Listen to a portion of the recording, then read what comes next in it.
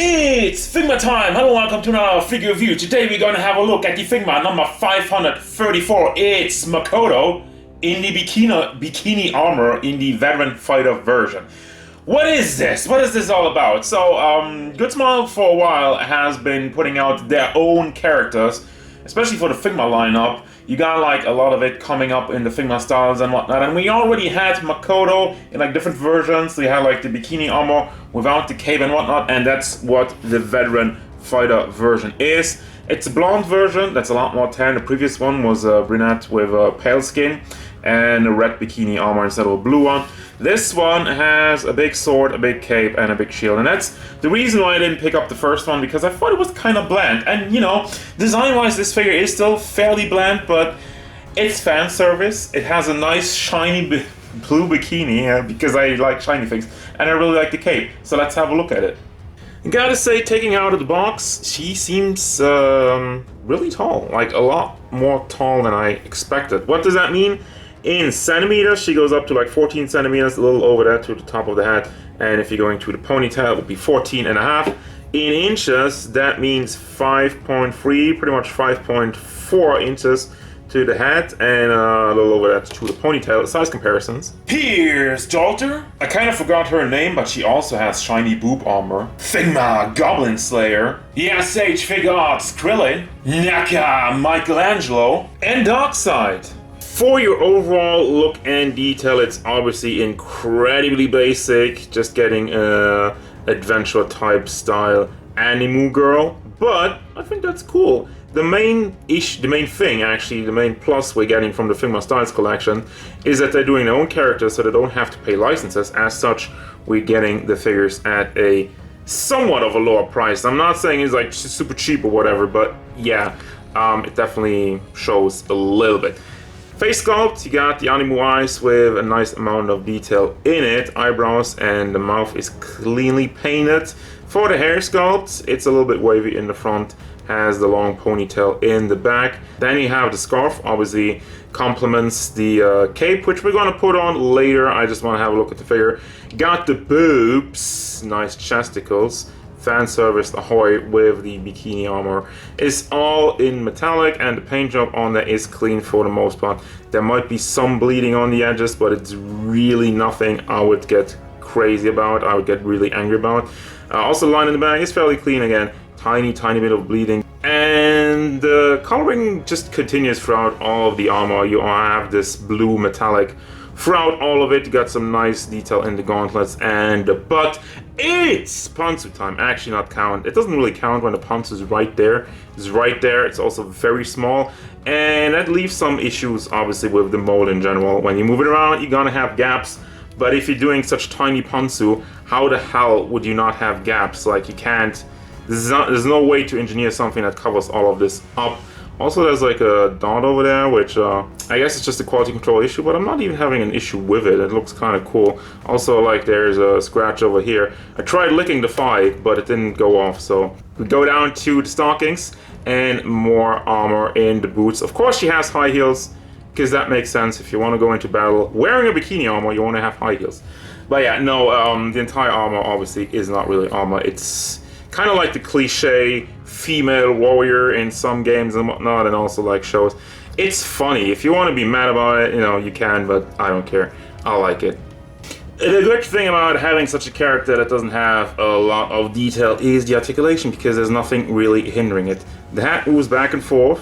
It's a little bit blocked due to the scarf, but you can push it down, and also you can remove the scarf if you want to. It does tilt side to side, and it does go all the way around. From what I can tell, the ponytail is just on a regular ball joint, so it doesn't have that much motion back and forth, and swivels all the way around.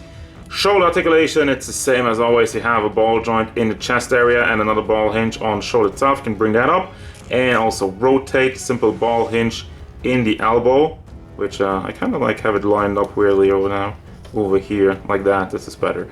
And then the fist is on another ball hinge back and forth, which is like, why is the ball hinge black, by the way? You couldn't find a blue ball hinge? I don't know, I guess because it's like the metallic is a little bit darker and a simple blue ball hinge would stand out too much. Maybe, I still find it weird. Anyway, not a big issue. Then we have the chest area, moves back and forth. It does leave some gaps, but again, with this design, that's to be expected. Does not go all the way around unless you, well, you lift it up and then it kind of goes all the way around. Have the boa slide over her torso. For the legs, they do move forward nicely enough. Like, I'm really surprised it doesn't go up more. Can you pull this down or anything?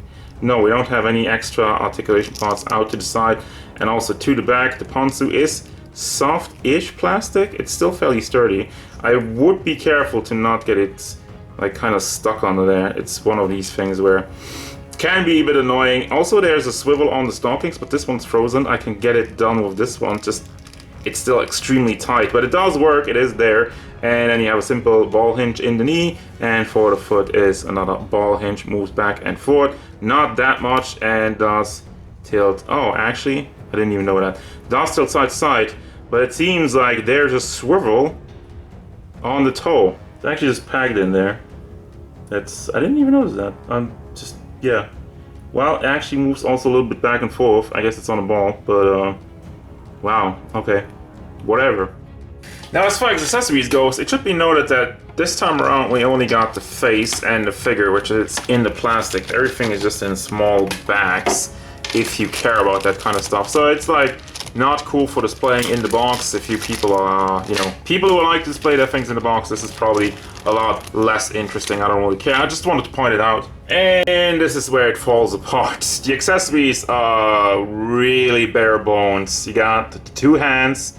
Well, two extra set of hands, holding hands, and just kind of like open hands to go with the fist hands that are already on the figure. You got the shield, which has a nice mold, a good amount of detail, but the paint, it's just blue.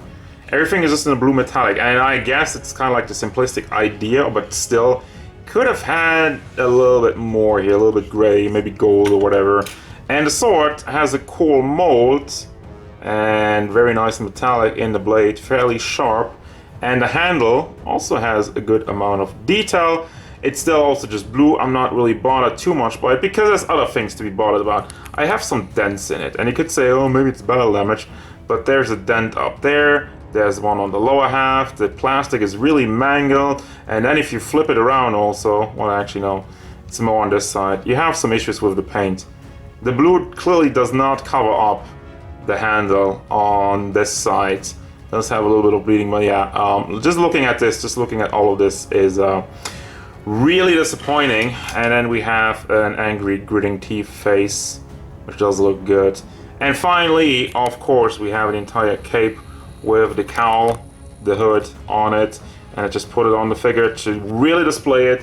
It does have a good look. It looks nice and silky, just like the rest of the figure is all about shiny blue metallics, so I dig it. I tried to get the hood over it. Obviously, I had to take off the ponytail just to see if it works, and it does. You can still try to pull it forward a little bit more. This was just like a quick test for me. But you can pull it down, and it connects nicely around the neck. And also there's wires all throughout it on the side over here, so you can pose it whichever way you like, and also the lower half. So the wires go around all the way, so you do have some nice posing options with it. There's no hole in it, so if you want to attach the base, you really have to go under there, which, just saying, might be cumbersome for some of you. But again, I don't really care. For the rest of the accessories, you get the Figma bag and the Figma base, which comes with every single Figma ever. If you haven't seen it, here's the one with Jolter, same thing. It always looks like that. Final thoughts of Figma Style's Makoto Bikini Armor Veteran version. Overall, I like this figure. I like the design. It's simplistic, but it works. It does the job of just like kind of like your random fantasy kind of anime warrior princess, whatever. The accessories are good, but bare minimum. It's just like the amount of hands is kind of laughable. And the sword and shield, it's cool, but it could use a little bit of extra paint. And it's kind of like the theme of this figure. It seems like a tad bit lazy. And I got back to the point which I said at the beginning, is that these Figma Stars figures, they are a bit cheaper than your regular Fate or whatever, because they don't have to pay for license. However, does that mean it's budget friendly? Not really, because going back to it, you still pay around like 45 or 50 bucks for this, and then you add shipping and customs and you know, you can still end up at like 70 for this. Feels like you're paying a lot for a cape. So overall, I like the figure, and I'm not too mad about it. However, I don't really know if it's worth it. I mean, the first Makoto in the bikini armor was a lot cheaper, but it didn't have a cape. So still, I just like to pay almost, I think almost double. Well, you pay a lot more this month, so just for the cape, and that seems kind of dumb. But yeah, other than that, I like the figure. Partially recommend it if you can get over the price. Other than that, I feel like it's an easy skip, and you know, let's wait for more Figma stars.